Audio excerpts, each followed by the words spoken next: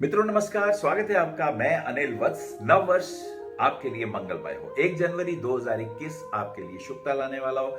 स्वास्थ्य दे, धन दे, समृद्धि दे, यश दे, ऐसी मैं भगवान से प्रार्थना करता हूं, क्योंकि 2020 कितने दुखों और कष्टों से पूरी मानव जाति ने इस विश्व में उठाया है। भगवान करे ऐसा कष्ट दोबारा ना आए, और जितने भी लोग जो इस बीमारी के जिम्मेदार हैं, भगवान उन्हें सद्बुद्धि दे कि ऐसी स्थितियां दोबारा उत्पन्न ना हो। आज हम कुंभ राशि की बात करने वाले हैं। शनि की मूल त्रिकोण राशि है, और शनि विशेष रूप से कुंभ राशि वाले जातकों के लिए धनिष्ठा, शतभिषा और पूर्व भाद्रपद, इन 3 नक्षत्रों का प्रभाव लिए हुए ये राशि है। धनिष्ठा जिसके स्वामी मंगल है, उसके 2 चरण, ऐसे व्यक्ति स्वाभिमानी होते हैं और बहुत इगोइस्टिक भी होते हैं। शतभिषा जिसके 4 चरण, ऐसे व्यक्ति खोजी होते हैं। जितने इंजीनियरिंग की फील्ड कर्म के लोग होते हैं, या जितने डॉक्टर होते हैं, या रिसर्च स्कॉलर होते हैं, ऑनलाइन काम करने वाले, कंप्यूटर के अंदर काम करने वाले, इन सब के लिए शतभिषा नक्षत्र का बहुत बड़ा प्रभाव होता है। और इसी के साथ साथ पूर्व भाद्रपद नक्षत्र है, ये गुरु का नक्षत्र है। तो गुरु का नक्षत्र इनको एजुकेशन, बुद्धि, बौद्धिक बल प्रदान करता है। तो मंगल के साथ साथ राहु और गुरु, 3 नक्षत्रों का प्रभाव और उनके इन ग्रहों के प्रभाव से क्या रूपरेखा बनेगी। बुध आदित्य योग इनके 11th हाउस में बना हुआ है, और इसी के साथ साथ राहु 4th भाव में, केतु शुक्र इनके 10th भाव में है, गुरु शनि की युति इनके 12th भाव में बनी हुई है। कैसा प्रभाव होगा, ये जनवरी का महीना किस प्रकार का स्वरूप रखेगा, आइए देखते हैं। पहली, दूसरी, तीसरी तारीख की बात करते हैं। पहली तारीख की अगर हम बात करते हैं, हेल्थ इश्यूज आएंगे, इसका ध्यान रखना है। होम्योग्लोबिन चेक करते रहें, ब्लड इन्फेक्शन ना बढ़े, इमोशनल होकर कोई निर्णय ना लें, ये ज्यादा इंपॉर्टेंट है। 2, 3, 4 2 तारीख की स्थिति, गणेश चतुर्थी व्रत, गणेश जी को प्रणाम करते हुए।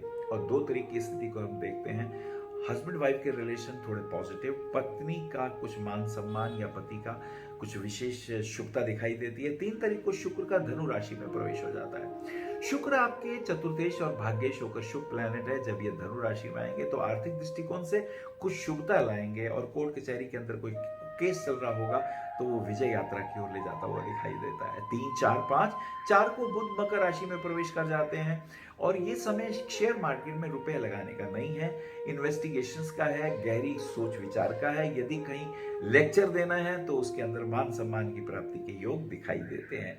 6, 7, 8, 6 तारीख की स्थिति, रुक्मणी अष्टमी, भगवान श्री कृष्ण की धर्म पत्नी को प्रणाम करते हुए लक्ष्मी प्राप्ति की ये योग बनाते हैं। भाग्य अनुकूलता की ओर बढ़ने लगता है, पत्नी का सहयोग मिलता है, पिता के सहयोग से भी लाभ मिलने की बात शुरू हो जाती है। 7 तारीख की बात करें तो शनि पश्चिम में अस्त हो जाता है। शनि आपके लग्नेश और व्ययेश दोनों ही हैं। जब ये अस्त होंगे तो स्वास्थ्य की दृष्टि से, मान सम्मान की दृष्टि से, आर्थिक पक्ष की दृष्टि से थोड़ी सी परेशानी आएगी। 8, 9, 10, 8 तारीख की अगर हम बात करते हैं तो ये समय यदि आप ऑफिस में कार्य करते हैं तो उसके अंदर थोड़ी सी टेंशन, कोई फाइल वगैरह गुम हो सकती है, या जो पेपर कोई मांग रहे हो वो नहीं मिलेगा तो टेंशन तो आएगी, लेकिन फिर भी धीरे धीरे चीजें नॉर्मल होती चली जाएंगी। 9, 10, 9 को सफला एकादशी व्रत, ये व्रत रखने से भगवान विष्णु की कृपा मिलती है। 10 तारीख प्रदोष व्रत, ये व्रत रखने से अरिष्ट अनिष्ट दूर होते हैं, रोग कष्ट इत्यादि दूर होते हैं। आप शिवलिंग के ऊपर रुद्राभिषेक कर सकते हैं, विशेष बात रहेगी। 11 तरीके से देखते हैं, आर्थिक दृष्टिकोण से शुभ कार्यों में धन का व्यय होगा, कोई विवाह इत्यादि की परिवार में बात हो सकती है, कोई मांगलिक कार्य हो सकता है, कोई कथा इत्यादि में भी भाग ले सकते हैं। 13, 14, 15, 13 को पौष मास की अमावस्या, लोहड़ी पर्व, और ये समय हेल्थ इश्यूज बनेंगे, आपके घुटने में तकलीफ हो सकती है, डिप्रेशन, नेगेटिविटी काफी परेशान करेगी। मुझे लगता है ऐसी स्थिति में धैर्य पूर्वक, क्योंकि चक्र है, ये काल चक्र है, दुख कष्ट कितने ही आए धीरे धीरे वो भी दूर हो ही जाते हैं, धैर्य बनाए रखिएगा। 14 तारीख सूर्य का मकर राशि में प्रवेश, मकर संक्रांति आपके लिए शुभ हो, उत्तरायण शुरू, शुभ कार्य, मांगलिक कार्य शुरू हो गए, बड़े दिन शुरू हो चुके हैं। 15 तारीख की बात करते हैं, स्वास्थ्य की प्राप्ति के योग बनेंगे, और ये आपके लिए शुभता की ओर बढ़ता हुआ स्वास्थ्य लाभ होगा, अरिष्ट अनिष्ट दूर होंगे, और धीरे धीरे तकलीफें दूर होती हुई दिखाई देती हैं। 16, 17, 17 को गुरु अस्त हो जाते हैं पश्चिम में, ये इंपॉर्टेंट रहेगा। और ऐसी स्थिति में धन प्राप्ति के दृष्टिकोण से धन व्यय होगा, कोई जिम्मेदारियों वाले काम में धन लगाया जा सकता है। अगर आप कोर्ट कचहरी के कार्यों में हैं तो वहां भी धन व्यय हो सकता है। कपड़े के उद्योग में, एस्ट्रोलॉजी के क्षेत्र में कहीं कुछ लायबिलिटीज आएंगी जिसमें धन का व्यय होगा, ये महत्वपूर्ण बात रहेगी। और जब गुरु अस्त होते हैं पश्चिम में तो ये तकलीफें जरूर होती हैं। मान सम्मान की प्राप्ति के दृष्टिकोण से भी हमें ध्यान रखना चाहिए। और इसी के साथ साथ 18, 19, 20 को गुरु श्रवण नक्षत्र में आ जाते हैं और मित्रों का, भाई बहनों का के साथ मिलके कुछ शुभ कार्य हो सकता है। खेल के जगत में नाम पैदा किया जा सकता है, अच्छा खेल और कुछ योग्य निर्णय लेंगे आप।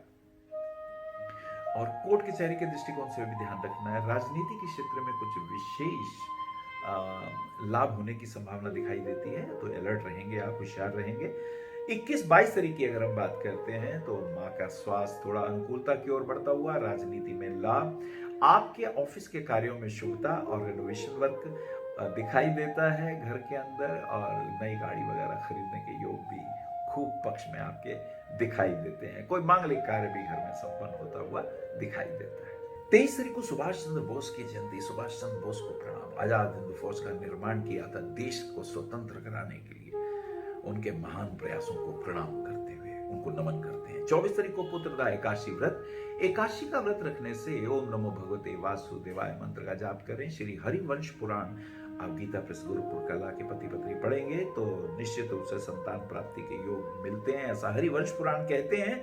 आप कर सकते हैं। 25 तारीख की स्थिति, बुध कुंभ में प्रवेश कर जाते हैं। बुध आपकी जन्म पत्री में, जो कि चतुर्थेश और सप्तमेश हैं, जब ये 12वें भाव में जाते हैं तो गृहस्थी में तनाव आ सकता है। पति पत्नी में छोटी छोटी बातों पे तनाव, इसको दूर रखिएगा। और शेयर मार्केट में और कमोडिटी के क्षेत्र में धन व्यय ज्यादा ना करिए। 1 महीना संभाल के रखें क्योंकि नुकसान ज्यादा होगा, आर्थिक तंगी ज्यादा आएगी, उसमें नुकसान के योग बनेंगे, इसका ध्यान रखिएगा। 26 तारीख गणतंत्र दिवस 72वां आपके लिए शुभ हो। गणतंत्र दिवस की बहुत बहुत शुभकामनाएं। 27 तारीख की बात करते हैं। शुक्र का मकर राशि में प्रवेश कर जाता है। शुक्र के आपके द्वितीय, तृतीयेश और अष्टमेश हैं। जब ये मकर राशि में जाते हैं तो पार्टनरशिप में नुकसान होता है, छोटी छोटी बातों पे तनाव, और ऐसे में मित्रता ज्यादा कीमती होती है, लेकिन अपने धन का भी दुरुपयोग ना हो, इसका भी ध्यान रखना है।